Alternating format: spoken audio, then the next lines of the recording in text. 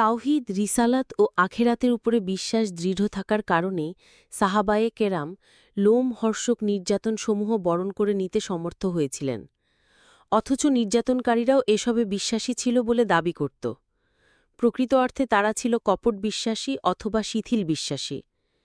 এ যুগেও ঐরূপ মুসলমানেরা দৃঢ় বিশ্বাসী খাঁটি মুসলমানদেরকে ক্ষেত্রবিশেষে অনুরূপ নির্যাতন করে থাকে। প্রকৃত ও দৃঢ় বিশ্বাসীদের সম্মিলিত প্রচেষ্টার মাধ্যমেই সমাজ বিপ্লব সাধিত হয়। কপট শিথিল বিশ্বাসী ও সুবিধাবাদীদের মাধ্যমে নয়, তাদের দুনিয়াবি জৌলুস যতই থাক না কেন। বিশ্বাস ও কর্মের পরিবর্তন ব্যতীত সমাজের কাঙ্ক্ষিত পরিবর্তন সম্ভব নয়। শুধু নেতা নয়, সাথে সাথে কর্মীদের নিঃস্বার্থ ত্যাগ ও কুরবানির মাধ্যমেই একটি মহতী আদর্শ প্রতিষ্ঠা লাভ করে থাকে।